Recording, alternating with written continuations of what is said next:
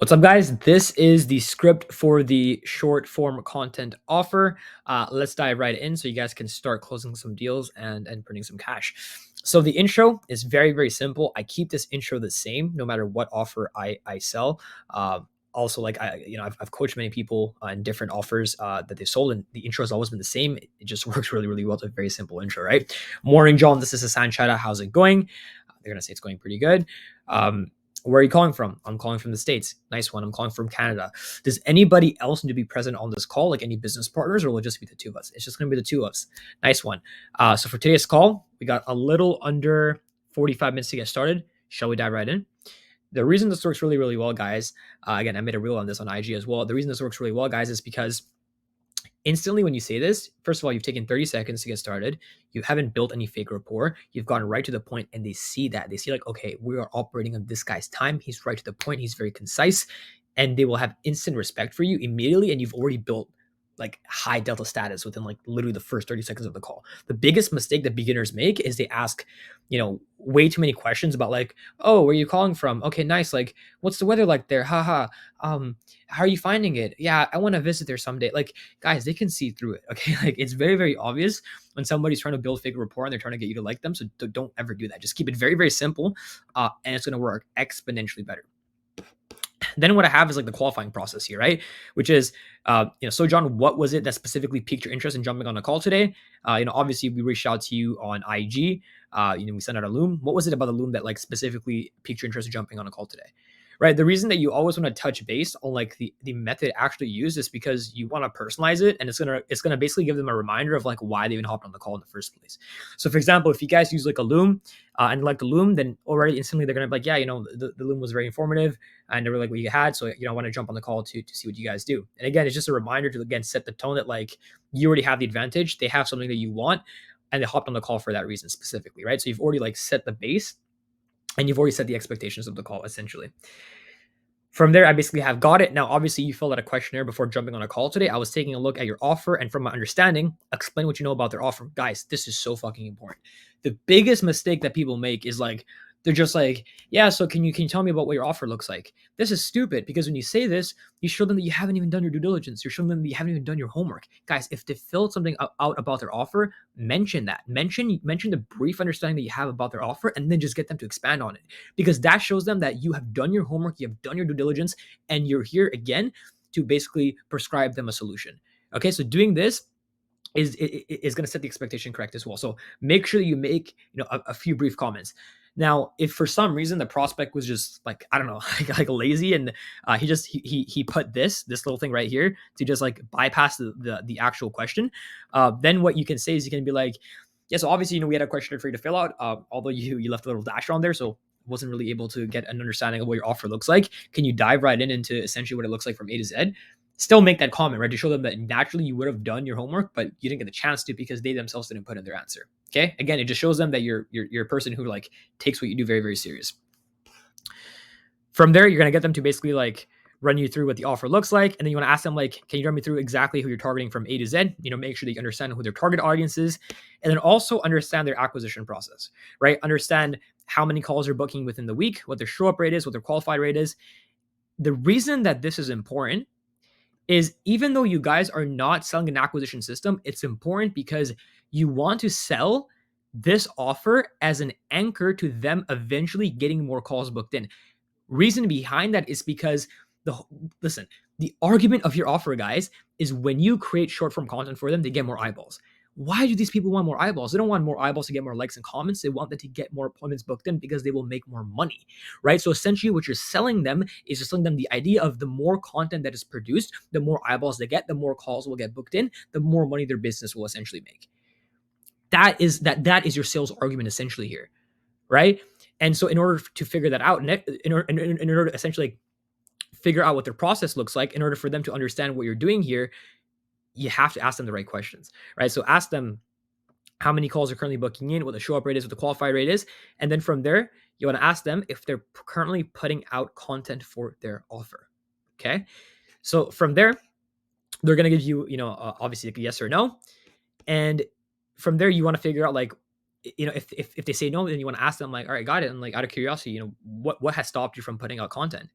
they're gonna give you the answer. They're either gonna be like, oh, I haven't really thought that it would do anything, or they're gonna be like, I don't have the time. Either or, you're gonna get a really good answer, and you're gonna get a lot of leverage to use that answer later on the call. From there, you're gonna also ask them, do you feel like having more content would give you more leads that are warmer and easier to close? If they say yes, then the answer over here is to get them to admit that creating more content is the answer to their problems. If they say no, then it is your job to figure out why they hold this belief system and to disarm them of their belief. Guys, if they don't think that creating more content is gonna help them get more clients, it doesn't matter. Like what you pitch, they're never gonna buy. So it's your job to disarm them of this belief system. So, for example, let's just say you guys are selling to like a coach or a consultant in the market, right? And the coach or the consultant is like, yeah, I haven't really created content, like I'm busy, but at the same time I haven't really outsourced it because I don't really think it would help me get more clients, right? From there, if somebody was to say that to me, I would be like, okay, got it. And like, have you seen anybody within the space that is in your position that like does create content and is successful? They will always say yes, because it's impossible to basically say no. Of course, everybody knows coaches and consultants in the market that create content that make a lot of money, so they're going to say yes, and then you're going to get them to say, okay, got it. And like, who is it specifically that you've seen? They're going to name some big people. They're going to name some people that they look up to, and you're like, okay, got it. And seeing as how proof of concept has already been established within people in your industry, and you're running your exact offer, what has stopped you from doing the exact same? And then from there, you're basically questioning their belief system, right? And they're going to be like, yeah, I guess I just didn't get around to it yet. So you're going to be like, okay, got it. So would you say it's more so of like you just didn't get around to it yet and you just didn't give it a shot, rather than you just thinking it's not going to work? Yeah, I guess it's just I just didn't get around to it. All right, got it. And if you could get this outsourced and somebody else can go ahead and create the content for you, would you say that it can go ahead and get you more appointments booked, and it can go ahead and make your process a lot more efficient, seeing as how you would get more eyeballs, just like so and so is doing? Yeah, I think that would work. Okay, got it. From there, guys, what you have done is you've changed their belief system. Now they're in a position where they actually think, oh shit, yeah, like so and so is doing it. They've seen really good results. And by the way, they've gotten you to admit that.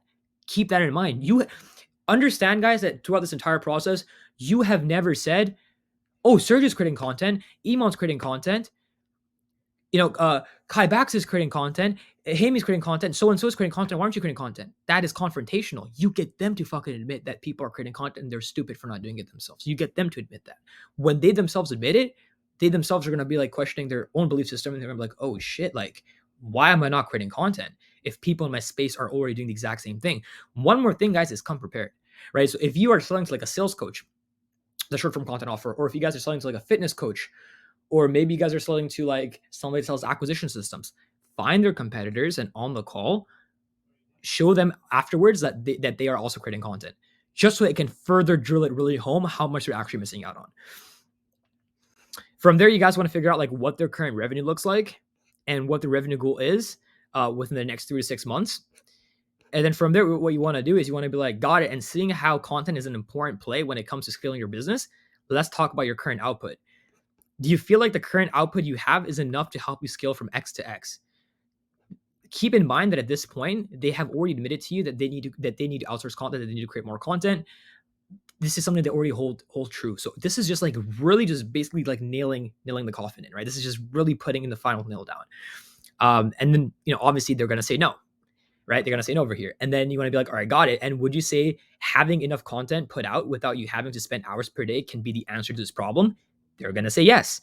And you want to be like, got it. And on a scale of 1 to 10, like how much of a priority would you say it is to start implementing systems that can help scale the business, right? And this is like specifically for content. They're gonna be like, yeah, it's a huge priority. And you're gonna be like, all right, got it. And like, if we can have a solution that can automate this process for you, is it something that you like to implement like 3 months from now, or like as soon as possible? Guys, by the way, it's very important the way that you say it.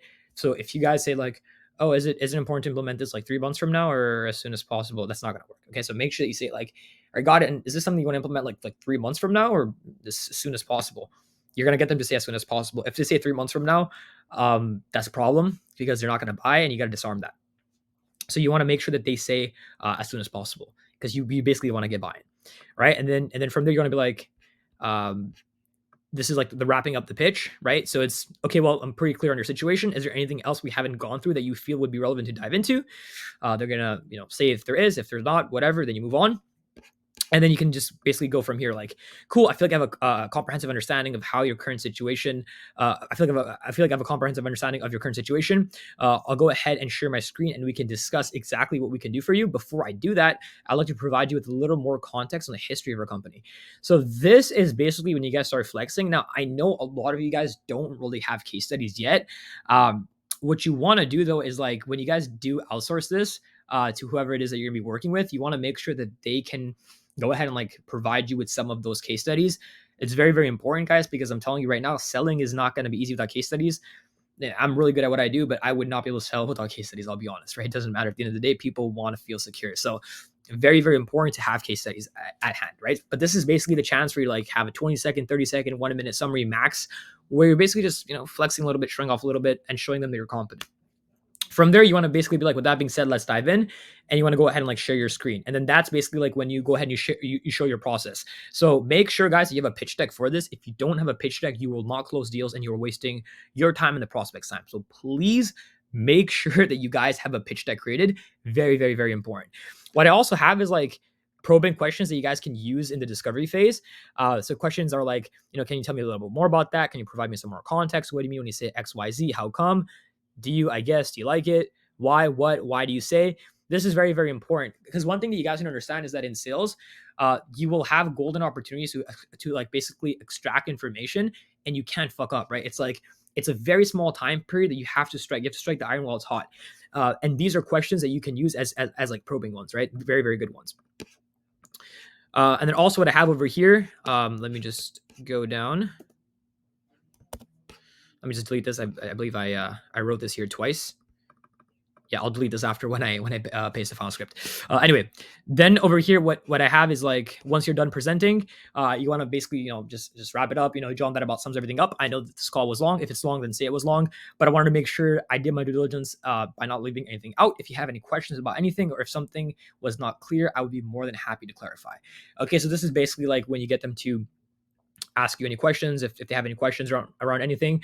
One more thing as well is, like, before you actually like dive into answering the questions, give them a quick 1 week summary. So give them like an overview of like, let me just go over quickly what the first week would look like, right? We onboard you, we do this, we do this, we do this, just so like they understand what the first week would look like, just so like it can be organized in their head. Because one thing that's very important, guys, is like people will buy once they feel like they understand everything, and they feel like they've digested all the information, they're ready to make that decision. So like showing them what the first week would look like basically gives them a sneak peek on the process, right? And then they feel like, okay, cool, like I feel like I have the understanding to actually go ahead and pay on the call.